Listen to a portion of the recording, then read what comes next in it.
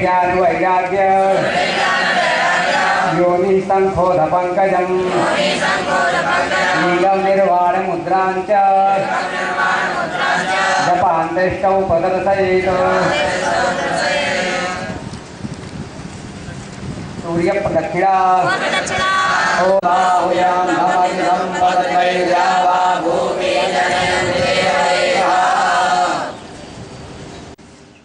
नास्ति बुद्धिरयुक्तस्य न चायुक्तस्य भावना न चाभावयता शांति प्रशान्तस्य कुतः सुखम् इंद्रियाणां हि चरतां यन्मनोनुविधीयते तदस्य हरति प्रज्ञां वायुर्नावमिवाम्भसि तस्माद्यस्य महाबाहो निगृहीतानि सर्वशः इंद्रियाणि इंद्रियार्थेभ्यः तस्य प्रज्ञा प्रतिष्ठिता यानि सा सर्वभूतानां तस्यां जागर्ति संयमी यस्यां जागृति भूतानि सा निशा पश्यतो मुनिः आपु तद्वत्कामायं प्रविशन्ति सर्वे सशान्तिमाप्नोति न कामकामी नास्ति बुद्धिरयुक्तस्य न चायुक्तस्य भावना न चा भावयता शांति प्रशांत सुखता सुखम। न जीते हुए मन और इंद्रिय वाले पुरुषों में निश्चयात्मका बुद्धि नहीं होती। इसमें भगवत गीता में ये बता रहे हैं कि जिस प्रकार से नदी के ऊपर चलने वाली नौका को वायु हर लेती है। पुराने जमाने में जब ये बिजली के यंत्र नहीं होते थे तो आपने देखा होगा कि नदी में बड़ी बड़ी नावें जब चलती थी तो उसके ऊपर में हवा के पर्दे लगाए जाते थे, कपड़े के पर्दे, और उन कपड़ों के पर्दों की दिशा बदलते थे, उससे नौका जिस दिशा में ले जाना हो उस तरफ ले जाती थी। तो जिस प्रकार से समुद्र के ऊपर चलती हुई नौका को वायु हरण करके ले जाती है, वायु खींच ले जाती है, उसी प्रकार से हमारी इंद्रियां हमारे मन को हरण कर ले जाती हैं। तो हमें अपने इंद्रियों को, अपने मन को ज़्यादा संयमित रखना चाहिए। ये संयम के संदर्भ में भगवद गीता में बताया जा रहा है। उसी प्रकार से तदस्य हरति प्रज्ञां वायुर्नावमिवाम्भसि, जिस प्रकार से नौका को वायु हरण कर लेती है, उसी प्रकार से विषयों में विचरती हुई इंद्रियों में से मन जिस इंद्रिय के साथ रहता है वह एक ही इंद्रिय इस अयुक्त पुरुष की बुद्धि को हर लेती है। तस्माद्यस्य महाबाहो निगृहीतानि सर्वशः इंद्रियाणि इंद्रियार्थेभ्यः तस्य प्रज्ञा प्रतिष्ठिता। इसलिए हे महाबाहो, जिस पुरुष की इंद्रियों के विषयों से सब प्रकार निग्रह की हुई हैं, उसी की बुद्धि स्थिर है। तो हमारे पास में इतनी क्षमता होनी चाहिए कि हम इंद्रियों को इंद्रियों के विषयों से निग्रह कर लें, हटा लें। के विषयों से निग्रह कर लिया है। जैसे श्रीमद् भागवत में भी एक बहुत अच्छी बात कही गई है। श्रीमद् भागवत के प्रथम स्कंद के दूसरे अध्याय में ये बताया गया है कि धर्म क्या है। हम लोग अपने धर्म की अलग अलग ढंग से व्याख्या करते हैं, पर श्रीमद् भागवत के प्रथम स्कंद के दूसरे अध्याय में बताया गया है धर्म से व्यापवर्ग से नार्थोर्थायोप कल्पते। जैसे कि आप लोग पुरुष सूक्त में एक मंत्र बोलते हैं, भद्रम करणे भी सुनियाम। इस मंत्र को आप सभी लोग बोलिए।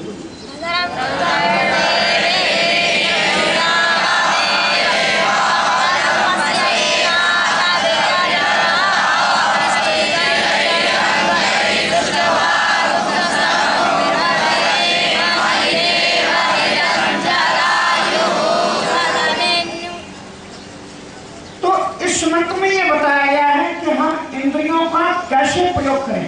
भद्रम करणे भी सुने, हम अपने कानों से अच्छा सुने, वाणी से अच्छा बोलें, हाथों से अच्छा कर्म करें। हम ऐसी जगह अपने पांव से ना जाएं जो हमारे लिए वर्जित हो। श्रीमद् भागवत के प्रथम स्कंद के दूसरे अध्याय में धर्म की व्याख्या करते हुए कहते हैं कि धर्म से ह्याप वर्ग से नार्थोत्थायोपकल्पते, धर्म इंद्रियों के अपवर्जन का नाम धर्म है, अर्थ के उपार्जन का नाम धर्म नहीं है। धर्म से ह्याप वर्ग से नार्थोत्थायोपकल्पते, अर्थ को उपार्जित करना धर्म नहीं, इंद्रियों को निग्रह करना ही धर्म है।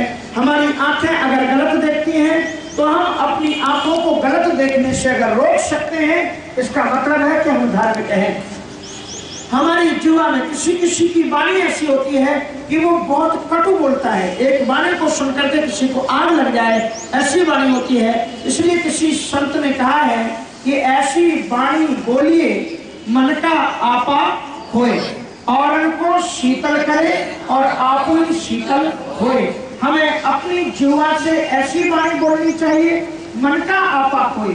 मन का आपा खोए का मतलब क्या हुआ, कोई बताएगा?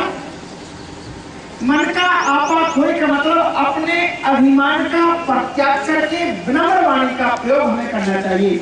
ऐसी वाणी बोलिए मन का आपा खोए, और को शीतल करे और आप ही शीतल होए। तो ऐसी वाणी होनी चाहिए कि जब कोई वाणी, मैं आपको कल सुना रहा था कि हनुमान जी की वाणी को सुन करके श्री राम जी ने ये कहा कि ऐसी वाणी बोल रहे हैं, ना ऋग्वेद तस्य, बिना यजुर्वेद को, बिना ऋग्वेद को जाने, बिना आयुर्वेद को जाने, बिना सामवेद को जाने ऐसी वाणी नहीं बोली जा सकती। ऋग्वेद वाणी हम वाणी सत्य बोले, आयुर्वेद वाणी, आयुर्वेद का मतलब ये हुआ कि हम वाणी दूसरे को लाभकारी ऐसी वाणी बोले कि व्यक्ति को मन में आनंद मिले, स्वास्थ्य लाभ हो। सामवेद का मतलब हम वाणी को मधुर बोले, मीठे बोले, सत्यम भूयात्, प्रियम भूयात्, ना भूयात् सत्यम अप्रियम। इसलिए मन का आपा खोए, तो कहने का मतलब ये धर्म से हम कानों से गलत सुनते हैं, हम गलत सुनने से हम अपने कानों को रोक सकें, इसी का नाम धर्म है। इसलिए बड़ी अच्छी बात भगवद गीता के दूसरे अध्याय के इस 68वें अध्याय में कही गई है, तस्माद्यस्य महाबाहो न गृहीतानि सर्वशः इंद्रियाणि इंद्रियार्थे व्यस्तस्य प्रज्ञा प्रतिष्ठिता। इसलिए हे महाबाहो, जिस पुरुष की इंद्रियां इंद्रियों के विषयों से सब प्रकार से निग्रह की हुई है, उसी की बुद्धि स्थिर है। हम अगर बुद्धि को स्थिर करना चाहते हैं तो पहले अपने इंद्रियों पर संयम करना पड़ेगा। इसलिए किसी संत ने एक भजन में कहा है कि देखे ना इंद्रियों के न घोड़े भगे, इन पे दिन रात संयम के कोड़े लगे, मन को विषयों से विष से, मन को विषयों के विष से हटाते चलो, कृष्ण गोविंद गोपाल गाते चलो, कृष्ण गोविंद चलो, कृष्ण गोविंद गोपाल गाते चलो, कृष्ण गोविंद गोपाल गाते चलो। तो तस्माद्यस्य महाबाहो न गृहीतानि सर्वशः, जिस प्राणी ने अपने मन के द्वारा इंद्रियों को विषयों के विष से हटा दिया है, उसी की बुद्धि प्रज्ञा में स्थित होकर के रहती है। इसलिए इंद्रियाणि इंद्रियार्थे व्यस्त तस्य प्रज्ञा प्रतिष्ठिता। या निशा सर्वभूतानां तस्याम जागृति संयमी, यस्याम जागृति भूतानि सा निशा पश्यतो मुने। या निशा सर्वभूतानां तस्याम जागृति संयमी, यस्याम जागृति भूतानि सा निशा पश्यतो मुनेः। संपूर्ण प्राणियों के लिए जो रात्रि के समान है, उस नित्य ज्ञान स्वरूप परमानंद की प्राप्ति में स्थित प्रज्ञ योगी जागता है।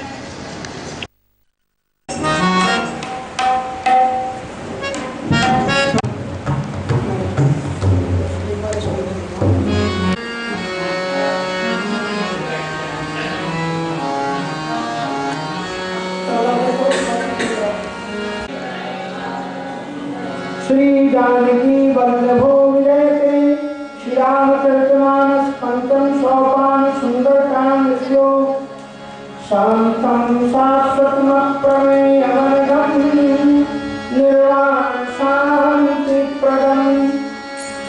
ब्रह्मा शंभु पंडित सहजमनसं वेदांत वेद्यं विभुं रामाख्यं जगदीश्वरं सुरगुरुं मायामनुष्यं हरिं वन्देऽहं करुणाकरं रघुवरं भूपालचूडामणिं नान्यास्त्रिया रघुपते यदेष मदीये सत्यं वदामि चाभवान् न किलान्तरात्मा भक्तिं प्रयच्छिनं भवने भरामहे कामादिदोषरहितं गुरुमानसं च अतुलितवरदां हेमशैलाभरेहं जगद्गुरुसारं ज्ञानामृतगण्यं सकलगुणनिधानं वाणिरामधीशं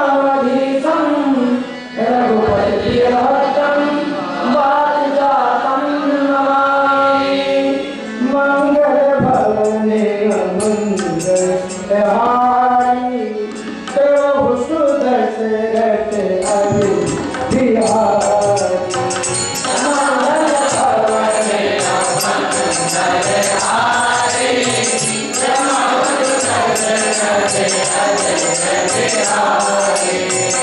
जामवंत के वचन सुहाए सुन हनुमंत हृदय अति भाई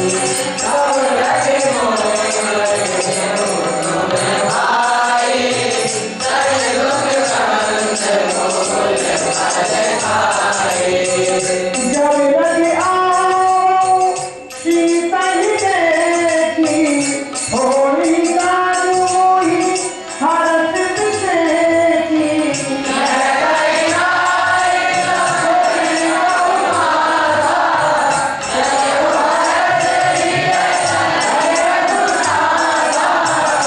सिंधु तीरे भूधर सुंदर आप के पूजे करो पाओ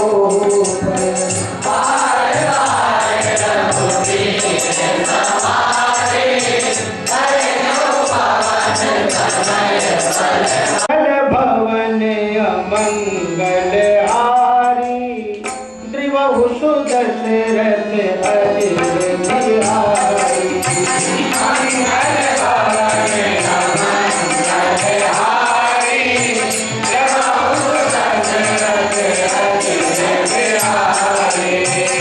जामवंत के वचन सुहाए सुन हनुमंत हृदय अति भाई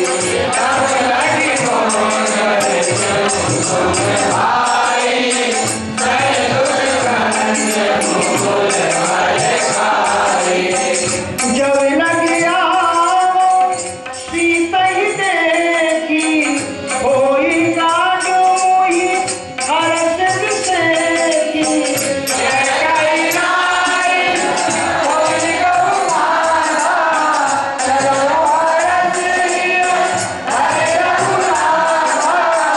सिंधु तीरे भूधर सुंदर कौतुक कूद चढ़ू ताहू पर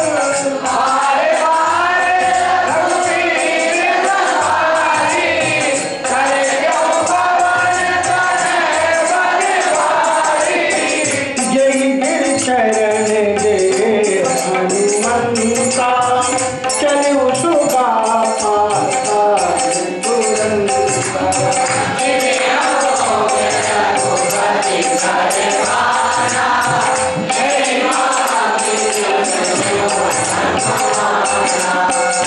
चरण रघुपति दोष विचारी कर मरना के होए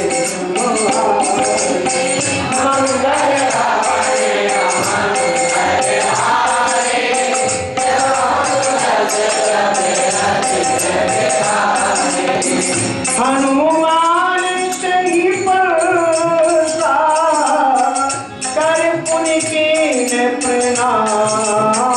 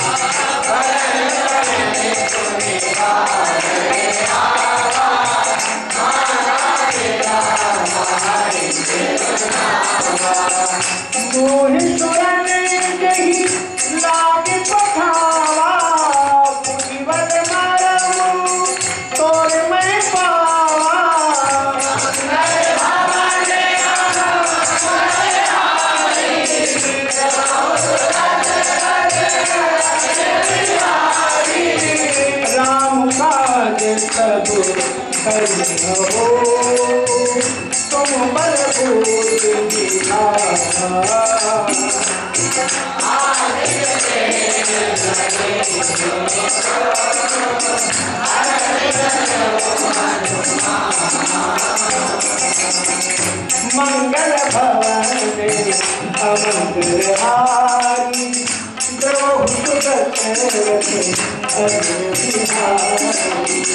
मंगल भवन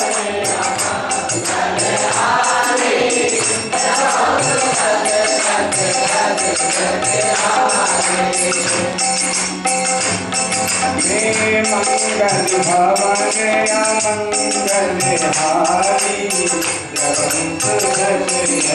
हरे बिहारी मिस्टर एक सिंधु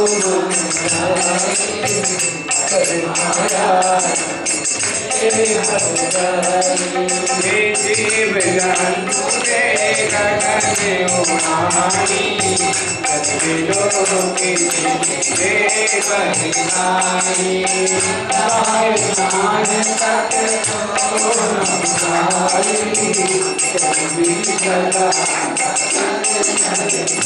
कोई धरे हनुमान कहनी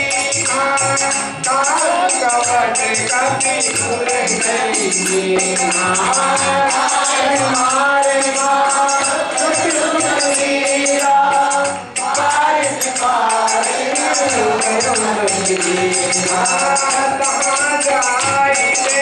जीवन शोभा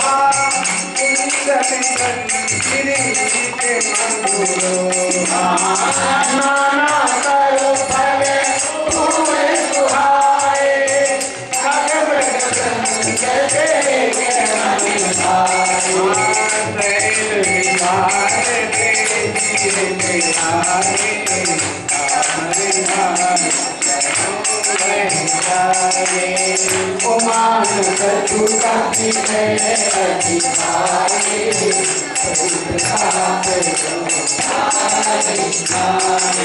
अधिकारी